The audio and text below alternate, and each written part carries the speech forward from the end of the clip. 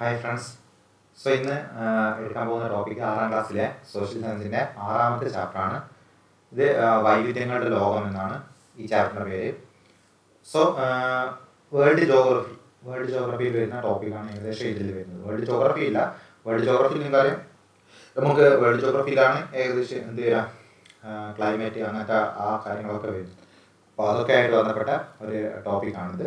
അപ്പോൾ നമുക്ക് എന്ത് ചെയ്യാം, PSC പോയിന്റ് ഓഫ് വ്യൂവിൽ ഇതൊക്കെയാണ് പഠിക്കുന്നത് ഒന്ന് നോക്കാം. അപ്പോൾ ആദ്യമായിട്ട് എന്താണ് ക്ലൈമാറ്റിക് റീജിയൻ അല്ലെങ്കിൽ കാലാവസ്ഥാ മേഖലകൾ എന്താണെന്നാണ് പറയുന്നത്. അപ്പോൾ എന്താ കാലാവസ്ഥാ മേഖല എന്ന് വെച്ചാൽ, കാലാവസ്ഥാ സവിശേഷതകളിൽ ഏറെക്കുറെ സമാനതകൾ പുലർത്തുന്ന ഭൂവിഭാഗങ്ങളുണ്ട്. അതായത് ഒരേപോലെ കാലാവസ്ഥ വരുന്ന ഭൂവിഭാഗങ്ങളുണ്ട്. ആ ഭൂവിഭാഗങ്ങളെ ആണ് എന്ത് വിളിക്കുന്നത്, കാലാവസ്ഥാ മേഖലകൾ എന്ന് വിളിക്കുന്നത്, ക്ലൈമാറ്റിക് റീജിയൻസ് എന്ന് പറയുന്നത്. അപ്പോൾ ഇനി അതാണ് അങ്ങോട്ടേക്ക് വരുന്നത് കേട്ടോ. അപ്പോൾ നമുക്ക് കുറേ മേഖലകളുണ്ട്. അപ്പോൾ ചില ഏരിയകളൊക്കെ എന്താണ് ഒരേ ക്ലൈമാറ്റിക് ഏരിയ ആണ്, ക്ലൈമറ്റ് ഒരേ സവിശേഷതയാണ്, ആ ക്ലൈമറ്റിന് അവിടെയുള്ള കാലാവസ്ഥ ഒരേ സവിശേഷതയാണ്. അപ്പോൾ അങ്ങനെയുള്ള സവിശേഷതകൾ ഒരേ സവിശേഷതകൾ എല്ലാത്തിനും നമ്മൾ കോമൺ ആയിട്ട് എന്ത് ചെയ്യും, ഒരു പേര് വിളിക്കും. അപ്പോൾ അങ്ങനത്തെ ഉള്ളതാണ് ഇനി അടുത്ത വരുന്നത്. അപ്പോൾ അതിൽ ആദ്യത്തെയാണ് എന്ത് ചെയ്യുന്നത്. ആദ്യം ഇതിൽ ബേസിക് ആയിട്ട് അവർ തുടങ്ങുമ്പോൾ കുറച്ച് കാര്യങ്ങൾ പറയുന്നത്. നിങ്ങൾക്ക് അവിടെ പിക്ചർ കാണാം. ആ പിക്ചറിലെ ഒരു വിഭാഗമുണ്ട്, ഒരു മനുഷ്യനെ ഇപ്പോൾ താമസിക്കുന്നില്ല. അതാണ് ഉയരം കുറഞ്ഞ ശരീര പ്രകൃതവും ഇരുണ്ട നിറവുമുള്ള പിഗ്മികൾ. അപ്പോൾ പിഗ്മികളാണ് നിങ്ങൾ ആ പിക്ചറിൽ ഇപ്പോൾ കണ്ടത്. അപ്പോൾ കസാവ അല്ലെങ്കിൽ മരച്ചീനിയാണ് പിഗ്മിയുടെ ഭക്ഷണം. നമുക്ക് ഇതൊന്നല്ല ഇമ്പോർട്ടൻ്റ് എന്നതിനെ ഞാൻ പറഞ്ഞുതരാം. അപ്പോൾ കൂടാതെ കായികനികളും വേട്ടയാടി കിട്ടിയ മാംസവും ഇവർ ഭക്ഷിക്കാറുണ്ട്. ഇവർ മാനിൻ്റെ തുകലും ഇലകളും വസ്ത്രങ്ങളായി ഉപയോഗിക്കാറുണ്ട്. ഇമ്പോർട്ടൻ്റ് ആയിട്ട് വരുമ്പോൾ ഞാൻ അവിടെ എഴുതും കേട്ടോ, ഇമ്പോർട്ടൻ്റ് ഏതാണെന്നുള്ളത്. ഇതാണ് ഇതിൽ ഏറ്റവും ഇമ്പോർട്ടൻ്റ്. അപ്പോൾ പിഗ്മികളുടെ വാസസ്ഥലം ഏതാണെന്നാണ് ഏറ്റവും ഇമ്പോർട്ടൻ്റ് ആയിട്ട് PSC മുമ്പ് ചോദിച്ചിട്ടുള്ളത്. അപ്പോൾ പിഗ്മികളുടെ മുഖ്യ അധിവാസ മേഖലയായ ആഫ്രിക്കയിലെ കോങ്കോ നദീതടത്തിൽ. അപ്പോൾ ഇങ്ങനെയാണ് ക്വസ്റ്റ്യൻ വരിക. ആഫ്രിക്കയിലെ കോങ്കോ നദീതടത്തിൽ താമസിക്കുന്ന ഭൂവിഭാഗം അറിയപ്പെടുന്നത് പിഗ്മികൾ കേട്ടോ. പിഗ്മികളാണ് ആഫ്രിക്കയിലെ കോങ്കോ നദീതീരത്ത് സവിശേഷിക്കുന്നത്. കോങ്കോ പിഗ്മി, അത് ആ രണ്ട് വേർഡ് അങ്ങനെയാണ് വരുന്നത്. എന്ത് ചെയ്താൽ മതി, ഒന്ന് അങ്ങനെ കണക്ട് ഓർത്ത് വെച്ചാൽ മതി. ഇനി അടുത്ത് വർഷം മുഴുവൻ ഈ ഒരു കാടുകൾക്ക്, അതായത് ഇവർ താമസിക്കുന്ന, ഞാൻ പറഞ്ഞില്ല, ഈ ഒരു ആമസോൺ നദിയുടെ ആ ഒരു കോങ്കോ നദീതീരത്ത് താമസിക്കുന്ന ഈ ഒരു ഏരിയക്ക് ഒരു പ്രത്യേകത ഉണ്ട്. എന്താണെന്ന് വെച്ചാൽ അവിടെ വർഷം മുഴുവൻ ഉയർന്ന അന്തരീക്ഷ താപമായിരിക്കും. അതേപോലെ എല്ലാ ദിവസവും ഉച്ചയ്ക്ക് ശേഷം ലഭിക്കുന്ന ഇടിമിന്നലോടുകൂടിയ മഴയുണ്ട്. ഓക്കെ, നല്ല അന്തരീക്ഷ താപം ഉണ്ടാവും. അതേപോലെ എല്ലാ ദിവസവും എന്ത് ചെയ്യും, ഇടിമിന്നലോട് കൂടിയിട്ടുള്ള മഴയും ലഭിക്കും. ഇനി ഇടതോർന്ന് വളരുന്ന നിത്യഹരിത സസ്യങ്ങളുണ്ട് ഇവിടെ. അതേപോലെ വൈവിധ്യമാർന്ന ജന്തുക്കളുമുണ്ട്. ജസ്റ്റ് പോയിന്റ് ഓർത്ത് വെച്ചാൽ മതി കേട്ടോ, ഒന്നും ബൈഹാട്ടാക്കാൻ നിൽക്കണ്ട. ഇനി ഭൂമിയിൽ എല്ലാ പ്രദേശവും സൂര്യപ്രകാശം ലഭിക്കുന്നതെന്നല്ല, ഒരുപോലെയല്ല. ഭൂമധ്യരേഖയുടെ അടുത്ത് സ്ഥിതി ചെയ്യുക എന്നതാണ് മേൽപ്പറഞ്ഞ കാലാവസ്ഥാ സവിശേഷതകൾക്ക് കാരണം. അതായത് ഈ ഭൂമധ്യരേഖയുടെ ഭാഗത്താണ് ഏത് വരുന്നത്, ഈ കോങ്കോ വരുന്നത്, ആഫ്രിക്കയിലെ കോങ്കോ വരുന്നത്. അതുകൊണ്ടാണ് ഇത്രയും പ്രത്യേകത ഇതിന് വരുന്നത്. എങ്ങനെ, വർഷം മുഴുവൻ ഉയർന്ന അന്തരീക്ഷ താപം ഭൂമധ്യരേഖ പ്രദേശം ആയതുകൊണ്ടാണ്. അത് കാരണം തന്നെയാണ് എന്ത് ചെയ്യുന്നത്, ഏറ്റവും കൂടുതൽ നിത്യഹരിത സസ്യങ്ങൾ ഉണ്ടാകുന്നതും അതേപോലെ വൈവിധ്യമാർന്ന ജന്തുക്കൾ എന്ത് ചെയ്യുന്നത് അവിടെ വളരുന്നത്. അപ്പോൾ ഇങ്ങനെയുള്ള ഈ കാലാവസ്ഥ സവിശേഷതകളാണ് ഇവിടുത്തെ സമ്പന്നമായ സസ്യജന്തു വൈവിധ്യങ്ങൾക്ക് കാരണമാകുന്നത്. നമ്മൾ ഓൾറെഡി പറഞ്ഞതാണ്. ഇനി തെക്കേ അമേരിക്കയിലെ ആമസോൺ നദീതടത്തിലും തെക്ക് കിഴക്ക് ഏഷ്യയിലെ,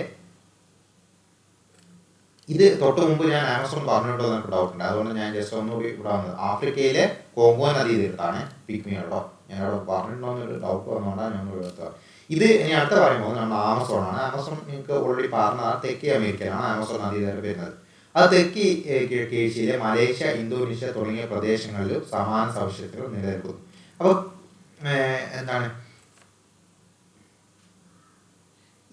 ഇപ്പോൾ പറഞ്ഞ അതേ സവിശേഷതകളുള്ള വേറെ ഏരിയകളാണ് ഇത് തെക്കേ അമേരിക്കയിലെ ആമസോൺ നദീതടം. അതായത് നേരത്തെ തൊട്ട് മുമ്പ് പറഞ്ഞ നമ്മൾ കോങ്കോ പറഞ്ഞില്ല, ആഫ്രിക്കയിലെ കോങ്കോ നദീതടത്തിലെ ഏകദേശം അതേ പ്രത്യേകത തന്നെയാണ് ഇവിടെ വരുന്നത്. തെക്കേ അമേരിക്കയിലെ ആമസോൺ നദീതടത്തിൽ വരുന്നതും അതേപോലെ മലേഷ്യ, ഇന്തോനേഷ്യ എന്നീ പ്രദേശങ്ങളിൽ വരുന്നത്. ഈ ആമസോൺ തടത്തിലെ ഗോത്രവർഗ്ഗക്കാർ അപ്പോൾ അവർക്കൊക്കെ ഒരേ കാലാവസ്ഥയാണ് ലഭിക്കുന്നത്. ഇനി മലേഷ്യയിലെ സെമാങ്ങുകൾ, അത് ഇമ്പോർട്ടൻ്റ് ആണ്, വെരി ഇമ്പോർട്ടൻ്റ് ആണ്. മലേഷ്യയിൽ വസിക്കുന്ന വിഭാഗങ്ങളെ വിളിക്കുന്നതാണ് സെമാങ്ങുകൾ. നിങ്ങൾക്ക് അവിടെ കാണാം. ഇനി ഇന്തോനേഷ്യയിലെ കുബു ദയാക്ക്, അപ്പോൾ ആ ഇന്തോനേഷ്യയിൽ വസിക്കുന്ന ജനവിഭാഗമാണ് കുബു ദയാക്ക്. ആ 2 പേര് ഓർത്തോക്കണം. ജനവിഭാഗങ്ങൾ പിഗ്മികളെ പോലെ എന്താണ് വനങ്ങളിൽ വസിക്കുന്നവരാണ്. പിഗ്മികൾ നമ്മൾ ഓൾറെഡി പറഞ്ഞു കോങ്കോ നദീതടത്തിൽ. അപ്പോൾ കുബു ദയാക്ക് എവിടെയായിരിക്കും? ഇന്തോനേഷ്യ. സെമാങ് എവിടെയായിരിക്കും? മലേഷ്യ. അപ്പോൾ ഓർത്തോക്കണേ, അതൊക്കെ ഇമ്പോർട്ടൻ്റ് ആണ്. ഇനി മേൽപ്പറഞ്ഞ പ്രദേശങ്ങളെല്ലാം തന്നെ ഭൂമധ്യരേഖയിൽ നിന്ന് 10 ഡിഗ്രി തെക്കും 10 ഡിഗ്രി വടക്കും അക്ഷാംശങ്ങൾക്കിടയിലാണ് സ്ഥിതി ചെയ്യുന്നത്. ഈ പറഞ്ഞ ഏരിയകളൊക്കെ വരുന്നില്ലേ, നമ്മൾ ഏകദേശം 4 ഏരിയാസോട് പറഞ്ഞു. ഏതൊക്കെ? കോങ്കോ നദീതടം പറഞ്ഞു, ആമസോൺ നദീതടം പറഞ്ഞു, മലേഷ്യ പറഞ്ഞു, അതേപോലെ ഇന്തോനേഷ്യ പറഞ്ഞു. ഈ 4 എണ്ണവും വരുന്നത് 10 ഡിഗ്രി തെക്കും 10 ഡിഗ്രി വടക്കും അക്ഷാംശങ്ങൾക്കിടയിലാണ് ഈ രേഖകളൊക്കെ വരുന്നത്.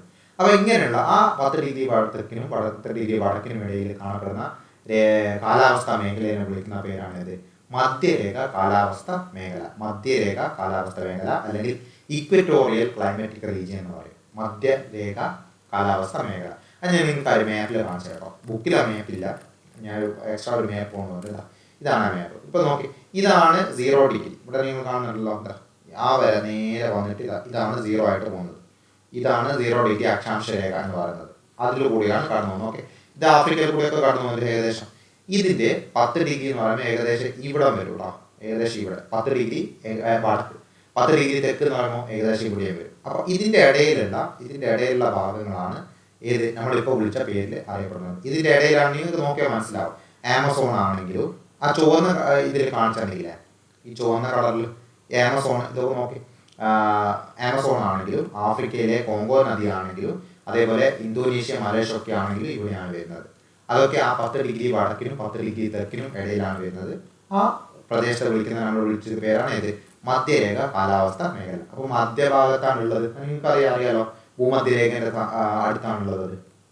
അപ്പോൾ മധ്യരേഖ കാലാവസ്ഥ മേഖല എന്ന് അറിയപ്പെടും. ഇനി അടുത്തൊരു കാലാവസ്ഥ മേഖലയെ പറ്റിയാണ് പറയുന്നത്. ഇതിൻ്റെ ഒരു മിനിറ്റ്. മഹാഗണി, എബണി, ഇതിൻ്റെ തുടർച്ചയാണ് കേട്ടോ. ഇവിടെ മഹാഗണിയും അതേപോലെ എബണിയും റോസ്വുഡ് തുടങ്ങിയ കാഠിന്യമേറിയ മരങ്ങൾ ധാരാളമായി കാണപ്പെടുന്ന നിബിഡ വനങ്ങൾ മധ്യരേഖ കാലാവസ്ഥാ മേഖലയുടെ സവിശേഷതയാണ്.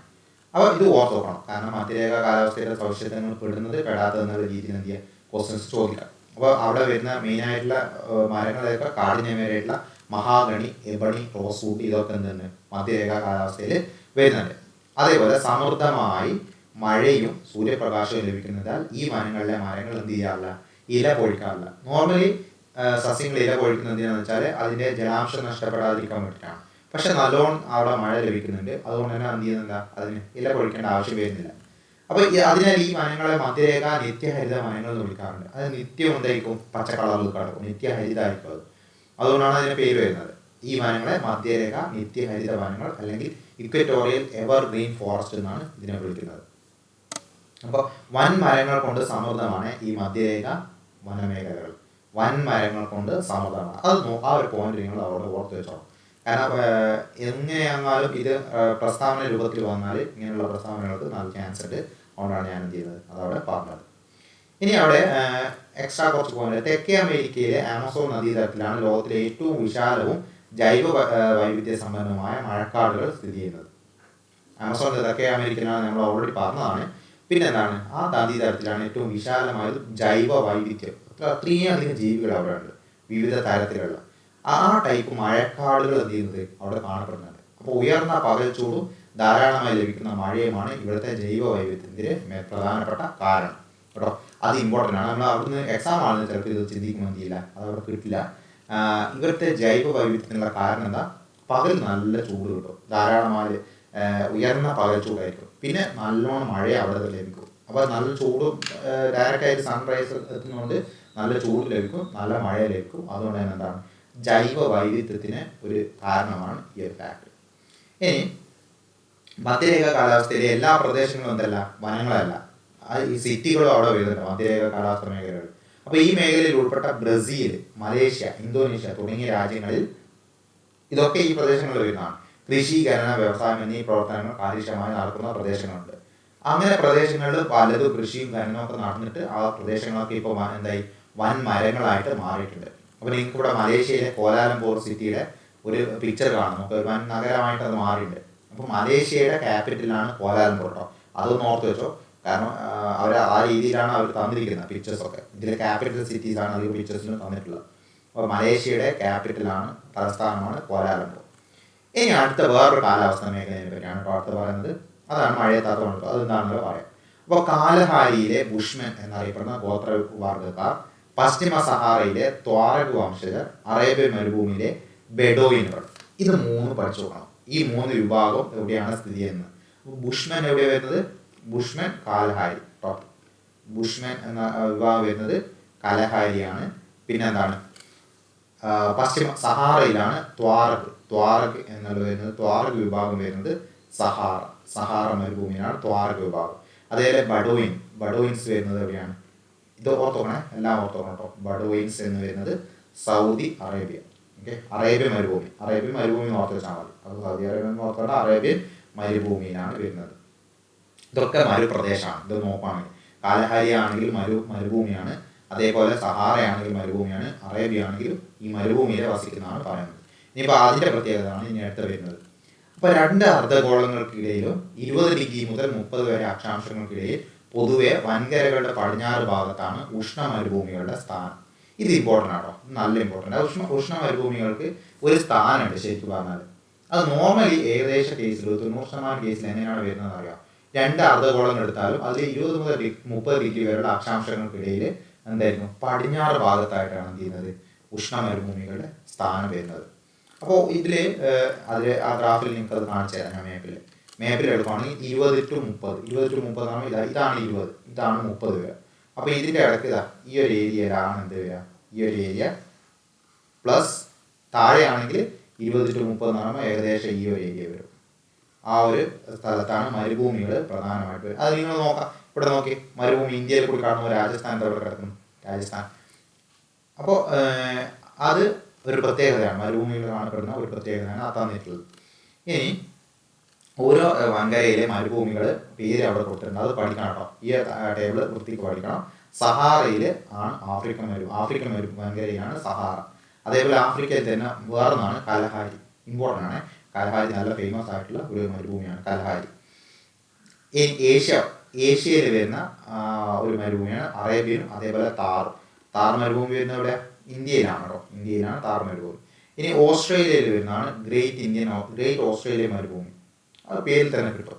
ഇനി സൗത്ത് അമേരിക്കയിൽ വരുന്നതാണ് തെക്കേ അമേരിക്കയിൽ വരുന്നതാണ് അറ്റക്കാമ മരുഭൂമി സൗത്ത് അമേരിക്കയിലാണ്. അതേപോലെ നോർത്ത് അമേരിക്ക അല്ലെങ്കിൽ വടക്കേ അമേരിക്കയിൽ വരുന്നതാണ് മൊഹേവ്. ഓക്കെ, മൊഹേവ് വടക്കേ അമേരിക്കയിലെ മരുഭൂമിയാണ്. ഇനി മരുഭൂമിയിലെ കാലാവസ്ഥ സവിശേഷതകൾ എന്തെല്ലാമായിരിക്കും? മരുഭൂമിയിലെ കാലാവസ്ഥ സവിശേഷതയാണ് അടുത്ത പറയാൻ പോകുന്നത്. നമ്മൾ ഓൾറെഡി മഴക്കാടുകളെ അത് പറഞ്ഞു, മധ്യരേഖ കാലാവസ്ഥ എന്താണെന്ന് പറഞ്ഞു. ഇനി മരുഭൂമിയിലാണെങ്കിൽ പകൽ താപം വളരെ കൂടുതലായിരിക്കും, രാത്രി താപം വളരെ കുറവായിരിക്കും കേട്ടോ. പകൽ നല്ല ചൂടായിരിക്കും, രാത്രി നല്ല തണുപ്പായിരിക്കും. അപ്പോൾ ഉഷ്ണകാലം ചുട്ടുകൊള്ളുന്നതാണെങ്കിലും ശൈത്യകാലത്ത് വളരെ കുറഞ്ഞ അന്തരീക്ഷ താപമാണ് അനുഭവപ്പെടുന്നത്. മഴ തീരെ കുറവാണ് ഇവിടെ മരുഭൂമി, നിങ്ങൾക്ക് അറിയാതെ.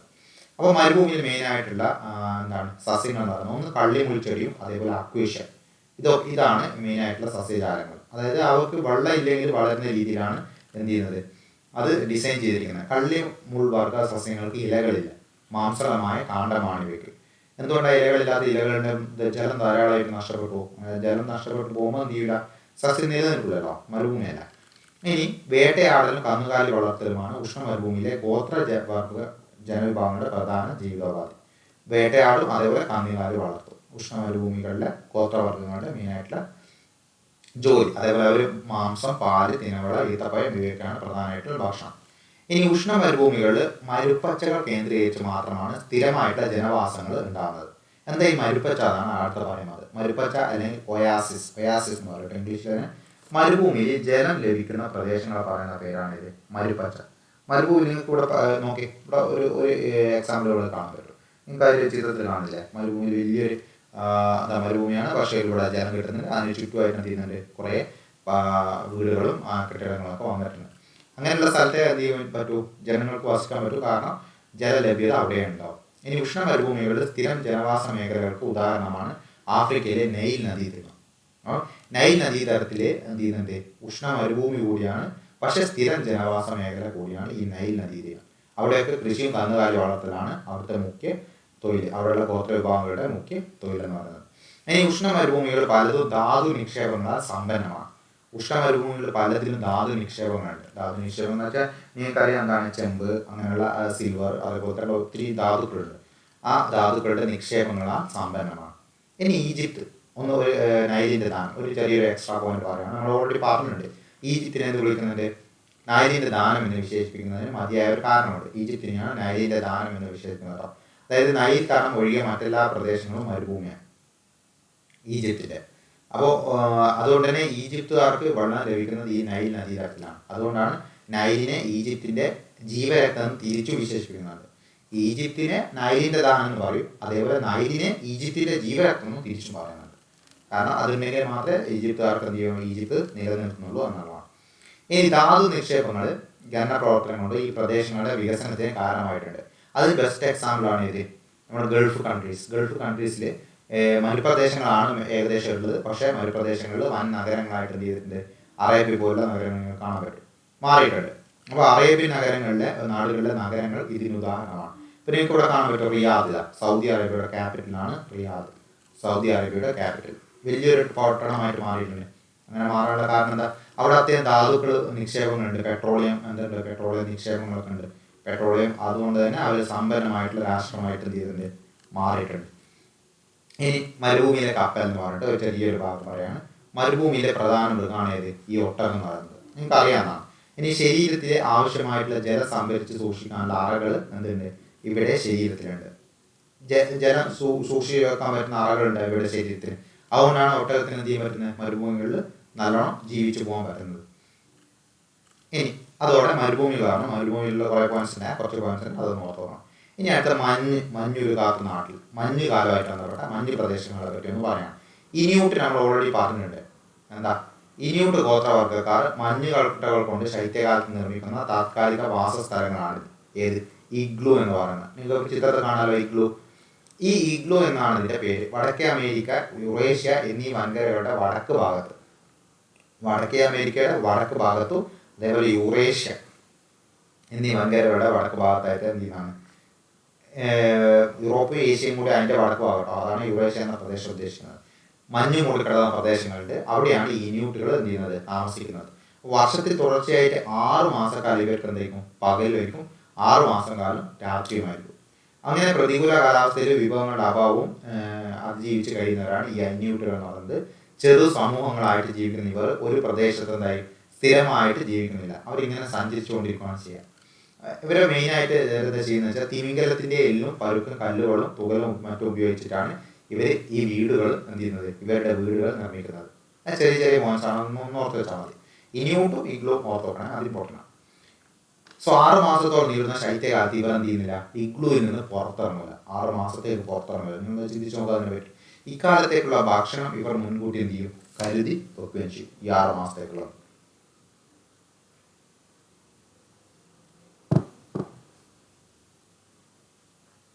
സോ അപ്പോൾ പറഞ്ഞിരിക്കുന്ന ഏതൊക്കെയാണ് ഇനിയൂട്ടുകൾ, എവിടെയാണ് താമസിക്കുന്നതെന്ന് അറിയണം. എവിടെയാണ്, വടക്കേ അമേരിക്കയിലെ വടക്കൻ പ്രദേശങ്ങളിലുള്ള തണുപ്പ് ഏരിയകളിലാണ് ഇനിയൂട്ടുകൾ വരുന്നത്. അപ്പോൾ ഇവരുടെ വീട് ഇഗ്ലു എന്നാണ് അറിയപ്പെടുന്നത്. അതൊക്കെ മെയിനായിട്ടുള്ള പോയിന്റാണ്, അതൊക്കെ എന്തായാലും പഠിച്ചേക്കണം. ഇനി ഉത്തരാർദ്ധഗോളത്തിൻ്റെ ആർട്ടിക് വൃത്തത്തിന് 66 ഡിഗ്രി വടക്ക്. ഓക്കെ, ഉത്തരാർദ്ധഗോളത്തിൽ ആർട്ടിക് വൃത്തത്തിന് 66 ഡിഗ്രി വടക്ക് ഉത്തര ധ്രുവത്തെ ചുറ്റി സ്ഥിതി ചെയ്യുന്ന ഈ കാലാവസ്ഥ മേഖല അറിയപ്പെടുന്നതാണ് തുന്ദ്ര കേട്ടോ. തുന്ദ്ര മേഖല അല്ലെങ്കിൽ തുന്ദ്ര മേഖല എന്ന് വിളിക്കുന്നത് എവിടെയാണ്, ഉത്തരാർദ്ധഗോളത്തിൻ്റെ വടക്ക് ഉത്തര ധ്രുവത്തെ ചുറ്റി സ്ഥിതി ചെയ്യുന്ന കാലാവസ്ഥയാണ്. ആ മേഖലയിലെ കാലാവസ്ഥയെ വിളിക്കുന്നതാണ് തുന്ദ്ര. അതായത് ഇവരൊക്കെ ജീവിക്കുന്ന ആ ഒരു കാലാവസ്ഥയാണ് തുന്ദ്ര കാലാവസ്ഥ. അത് നിങ്ങൾക്ക് ചിത്രത്തിൽ കാണിച്ചു തരാം, അവർ എവിടെയാണ് വരുന്നത് എന്നുള്ളത്. ഇവിടെയാണ് തുന്ദ്ര ഇതിൽ ഏത് കളർ കൊണ്ടാണെന്നുള്ളത് ഞാനിപ്പോൾ നോക്കാൻ. ഇവിടെ ഒരു ഈ കളർ കാണില്ലേ, ഈ കളറാണ് തുന്ദ്ര. ഈ ഏരിയയിലൊക്കെ തുന്ദ്ര റീജിയൻസ് ആണ്. ഇപ്പം ഇതൊക്കെ മോഡലാണ്. ഇതൊക്കെ എന്താണ്, ആ ഒരു ഉത്തര ധ്രുവത്തോട് തൊട്ട് സൈഡിലുള്ള ആ മഞ്ഞ് മൂടി കിടക്കുന്ന ഏരിയകളാണ് അവിടെ വരുന്നത്. ആ ഏരിയസ് പറയുന്ന പേരാണ് തുന്ദ്ര ഏരിയ എന്ന് പറയുന്നത്. മറന്നോടെ. അപ്പോൾ തീരെ കുറഞ്ഞ മഴയാണ് അവിടെ ലഭിക്കുന്നത്. വിരളമായ സസ്യജാലങ്ങളേ ഉള്ളൂ, കാരണം അത്രയും മഞ്ഞാണല്ലോ. പിന്നെ എന്താ പറയുന്നത്, ജനവാസമുള്ള ഈ മേഖല ഒരു ശീത മരുഭൂമിയായിട്ടാണ് വരുന്നത്. ജൂൺ മാസത്തിൽ അപൂർവമായി അനുഭവപ്പെടുന്ന 10 ഡിഗ്രി സെൽഷ്യസ് ആണ് ഇവിടുത്തെ ഏറ്റവും ഉയർന്ന താപനില എന്ന് പറയുന്നത്. ഓക്കെ, 10 ഡിഗ്രി സെൽഷ്യസ് ആണ് അവിടുത്തെ ഏറ്റവും ഉയർന്ന താപനില. നമ്മൾ ഒരു AC ഇട്ടാൽ തന്നെ ഒരു 16 ആകുമ്പോൾ തന്നെ നമ്മൾ ചെയ്യും, നമുക്ക് സഹിക്കാൻ പറ്റില്ല. അപ്പോൾ അവിടുത്തെ ഏറ്റവും ഉയർന്ന താപനില എന്ന് പറയുന്നത് എത്രയാണ്? 10 ഡിഗ്രി സെൽഷ്യസ് ആണ്. അവിടെയാണ് ഇവരൊക്കെ എന്ത് ചെയ്യുന്നത്, ഈ ന്യൂട്രലൊക്കെ ജീവിക്കുന്നത്. ഇനി ഇതിൽ ജസ്റ്റ് കണ്ടോ ഒരു മാപ്പ് അവസാനം തന്നിട്ടുണ്ട്, ഏതൊക്കെയാണ് മേഖലകൾ എന്ന് കാണിക്കാൻ വേണ്ടി. ഇതാണ് 0 ഡിഗ്രി, ഇതാണ് ഇത് ഭൂമധ്യരേഖ എന്ന് പറയുന്നത്. ഇത് 30 ഡിഗ്രി വടക്ക്, 65 ഡിഗ്രി വടക്ക്, 90 ഡിഗ്രി വടക്ക്. അതേപോലെ ഇത് 30 ഡിഗ്രി തെക്കുണ്ട്, 65 ഡിഗ്രി തെക്കുണ്ട്, 90 ഡിഗ്രി തെക്കുണ്ട്. അപ്പോൾ ഇതിൽ വരുന്നതാണ് ഉഷ്ണമേഖല. എന്താണ് ഭൂമധ്യരേഖയുടെ തൊട്ടടുത്ത് വരുന്നതാണ് രണ്ടും ഉഷ്ണമേഖല, രണ്ടും ഉഷ്ണമേഖല. പിന്നെ അതിന് ശേഷമുള്ള ഈ 2 ഭാഗങ്ങളാണ് മിതോഷ്ണ മേഖല. ഏറ്റവും ലാസ്റ്റ് ഏറ്റവും വടക്കായിട്ടും തെക്കായിട്ടും കാണപ്പെടുന്ന മേഖലയാണിത് ശൈത്യമേഖല. കാരണം സൂര്യപ്രകാശം വളരെ കുറച്ച് അവിടെ ലഭിക്കും, അതുകൊണ്ട് എന്താണ് അവിടെ ഏകദേശം തണുപ്പാണ്. അങ്ങനെയാണ് താപീയ മേഖലകൾ എന്ന് വിളിക്കുന്നത്. അതായത് ചൂടിനനുസരിച്ചിട്ട് ഭൂമിയിലെ ഓരോ മേഖലയായിട്ട് തിരിച്ചതാണ് ഈ താപീയ മേഖലകൾ. അതിലെന്തൊക്കെയുണ്ട്? ഉഷ്ണമേഖലയുണ്ട്, മിതോഷ്ണ മേഖലയുണ്ട്, ശൈത്യമേഖലയുണ്ട്. ഇനി ഭൂമധ്യരേഖയിൽ നിന്ന് ധ്രുവങ്ങളിലേക്ക് പോകുന്നവർ സൂര്യപ്രകാശത്തിന്റെ ലഭ്യതയിൽ വരുന്ന വ്യത്യാസം അടിസ്ഥാനമാക്കിയിട്ടാണ് എന്ത് ചെയ്യുന്നത്, ഭൂമിയെ വിവിധ താപീയ മേഖലകളായിട്ട് തരംതിരിച്ചിരിക്കുന്നത്.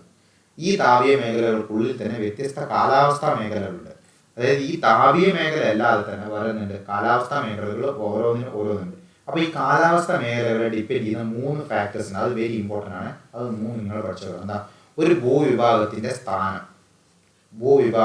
സ്ഥാനം, ഓക്കെ. സമുദ്ര സാമീപ്യം, അത് സമുദ്രത്തിന് അടുത്താണോ അല്ലയോ എന്നുള്ളതാണ് അടുത്തത്. സമുദ്ര സാമീപ്യം. പിന്നെ മൂന്നാമത്തെ എന്ന് പറഞ്ഞാൽ എന്താണ്?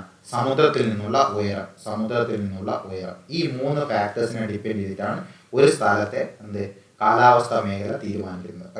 സ്ഥാനം, അതിൻ്റെ സ്ഥാനം, ഭൂഭാഗത്തിൻ്റെ സ്ഥാനം, പിന്നെ എന്താണ് സമുദ്ര സാമീപ്യം, പിന്നെ ഉയരം. ഈ 3 ഫാക്ടർ ഓർത്തോക്കണം. ഈ 3 എന്ത് തീരുമാനിക്കുന്നത്? കാലാവസ്ഥാ മേഖലകൾ രൂപപ്പെടുന്നതിനുള്ള കാരണമായിട്ട് വരുന്നത്. ഇത്രയാണ് ഈ ചാപ്റ്ററിൽ വരുന്നത്. ഇത് ഞാൻ ജസ്റ്റ് നിങ്ങൾക്ക് ഒരു മാപ്പ് പറഞ്ഞാൽ എക്സ്ട്രാ ഇട്ടതാണ്. ജസ്റ്റ് ഒന്ന് നോക്കി നോക്കാൻ വേണ്ടിയിട്ട് മാപ്പിൽ നോക്കി പഠിച്ചു വെക്കുന്നത് നല്ലതാണ്.